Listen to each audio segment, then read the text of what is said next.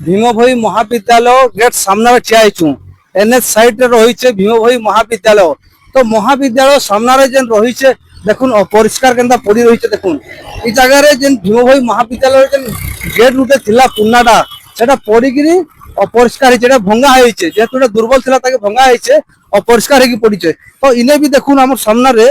इटा भी पड़ीछे देखुन केनता अपरिष्कार हेकी पड़ीछे आमे वर्तमान आसिक देखामु इने देखुन इ बाटे भी जेन भंगा होइछे इटा भी अपरिष्कार हेई पड़ीछे जेहेतु गोटे शिक्षा स्थली सामनाटा साफ सुथरा रहबा कथा तो भितरे भी हमर देखबा लागि जेन अच्छे भीम भोई को जेन प्रतिमूर्तिटा जेन अच्छे सेटा भी अपरिष्कार अच्छे आमे वीडियो माध्यम रे आपन के देखामु आसुन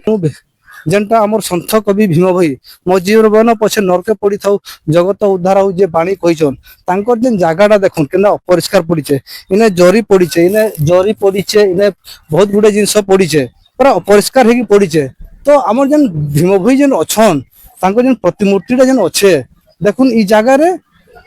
जेन सम्मानटा मिलवा कथा असम्मान हेकी अच्छे तो भीम भोई महाविद्यालय रे ई जगहटा अच्छे आमे देखुछु भीतर के टिके आमे भीतर के देखुछु केते अलिया आवर्जना ही पड़ीछे इने जरी फरी कार्यक्रम टाइम रे लगैथिले तार परे सेटा आ पचराबा नै तो सेने देखुन जेन जगह रे रहिछे हमर जेन भीम भोईंकर जेन प्रतिमूर्ति तार साइड रे जेन फूल भी देखुछन सेटा अलिया आवर्जना ही पड़ीछे मूर्ति भी ऑलरेडी डस्ट हेकरी पड़ीछे तो एटा गुटे हम भीम भोई लागि गुटे सम्मान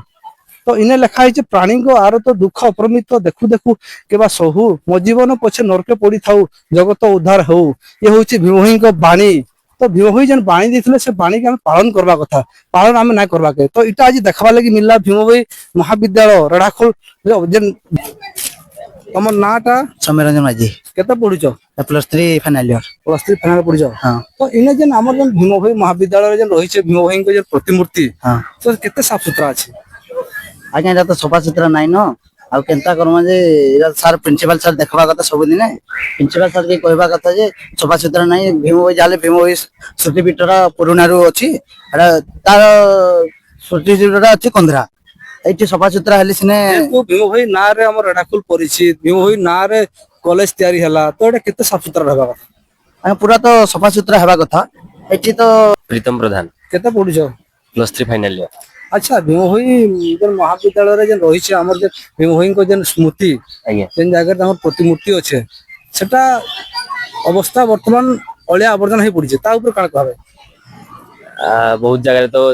अलिया आवर्जना ही पड़ी सेटा सफा सुतरा भी हे पारुनी जति हबा कथा सरकार को तरफ रु स्वच्छ भारत पूर्व चलथिला एबे आ समझे किछि पदक्षेप निया जाउ नै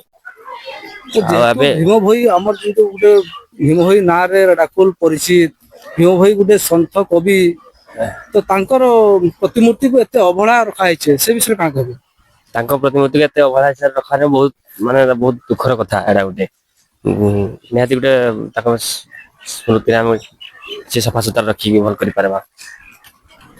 थैंक यू गेट टी भंगा गेट टी को गोटे रात्रि एक ट्रक आघात करके सकाळ आमे देखिलु सेटा भांगी की बोल्ट अटकीची एवं पिला मानकर जीवन पई विपद सकल थिला तेणु तुरंत भितरे से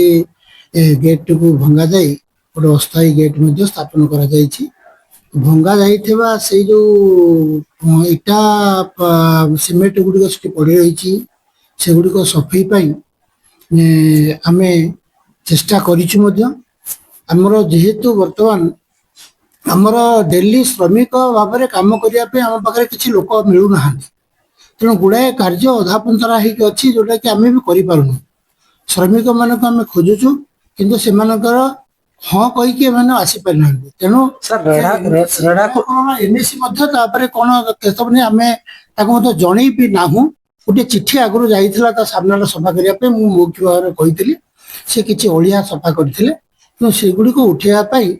आमे विधिवत भाव रे तांको मध्ये मो जानतरे मो चिठी करि नाही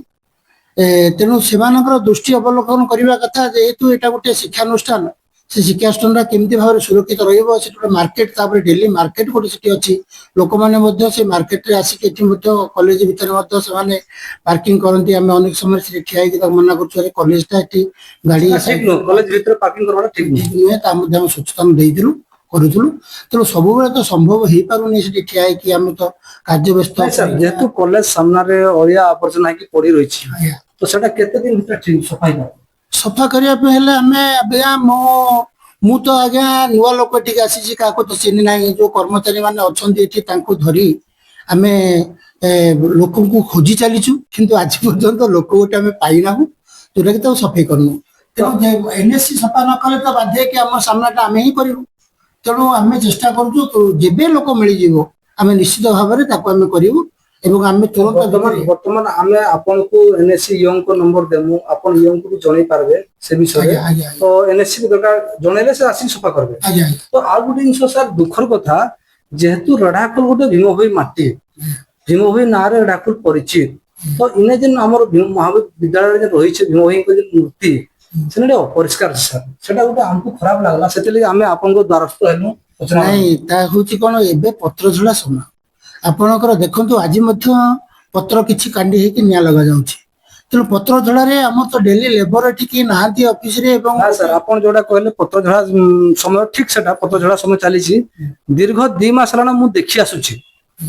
ଆଜି କାଳେ ସଫା ହବ, କାଲି କାଳେ ସଫା ହବ ବୋଲି ସେଟା ଆମେ ଭାବିଛୁ, ସେଟା ହେଇପାରିଲାନି। ଯେହେତୁ ଆମେ ରାସ୍ତାରେ ଗଲାବେଳେ ଗୋଟେ ନଜର ପଡିଲା, ତ ଆମେ ସେଥିପାଇଁ ଆପଣଙ୍କ ନାଇଁ ଆପଣଙ୍କୁ ଅଶେଷ ଧନ୍ୟବାଦ, ଆପଣ ସେଟା ନଜରକୁ ଆଣିଛନ୍ତି। କଥା ହଉଛି ଆମେ ମଧ୍ୟ ସବୁଦିନ ଆମେ ସାମ୍ନାଟା ସଫା କରୁଛୁ, କାରଣ ଆମର 2ଟି ସ୍ତ୍ରୀ ଲୋକ ଅଛନ୍ତି ଏଣ୍ଟାୟାର କଲେଜଟାକୁ ସଫା କରିବା ପାଇଁ ମଧ୍ୟ ସେମାନେ ସମର୍ଥ ନୁହନ୍ତି। କ୍ଲାସରୁମ୍ ସଫା ହବ, ପରୀକ୍ଷା କରିବେ ପିଲା, ଧୂଳି ହଉଛି। ତେଣୁ ଆମେ କେବଳ ଗେଟ୍ ପାଖରୁ କଲେଜ ପର୍ଯ୍ୟନ୍ତ ଆମେ ଡେଲି ତାକୁ ସଫେଇ କରୁଛୁ ଏବଂ ଭୀମଭୋଇଙ୍କ ପାଖକୁ ଆମେ ଯାଇନାହୁଁ, ତା ସେପଟକୁ କାରଣ ସମୟ ନାହିଁ।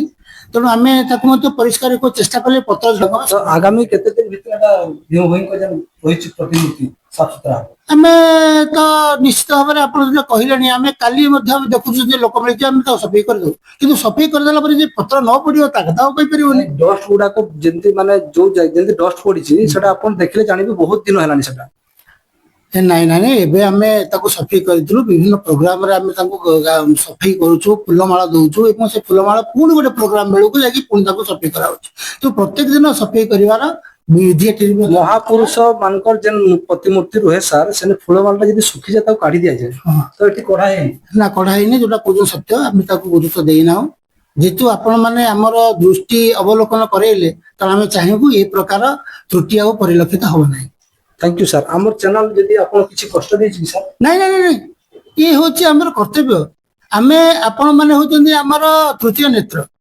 ଯଦି ମଣିଷ ମାତ୍ରେ କି ତ କୋଟି କୋଟି ସବୁ ଦେଖିପାରୁନାହିଁ, ସବୁ ସମାଧାନ କରିପାରୁନାହିଁ, ତେଣୁ ଆପଣ ମାନେ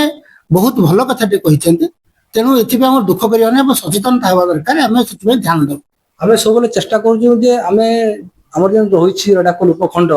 ଅନେକ ବିଭାଗ ଉପରେ ସଚେତନ, ଆମେ ସବୁବେଳେ ବାର୍ତ୍ତା ଦଉଛୁ, ସଚେତନ ନାଇଁ ନାଇଁ, ଏହା କରୁଛୁ। ରହିବା ଉଚିତ, ଏହା ହବା ଉଚିତ। ତାହା ମଧ୍ୟ ଆମ ପାଇଁ ମଧ୍ୟ ଗୋଟେ ଏଟା ହଉଛି,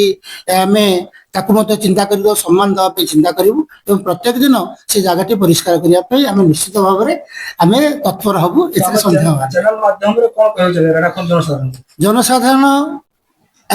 ଜାଗ୍ରତ ଅଛନ୍ତି ଏବଂ ଆମେ ଚାହିଁବୁ ପ୍ରତ୍ୟେକ ମୁହୂର୍ତ୍ତରେ, କାରଣ କଲେଜ ତାଙ୍କର, ପିଲାମାନେ ତାଙ୍କର,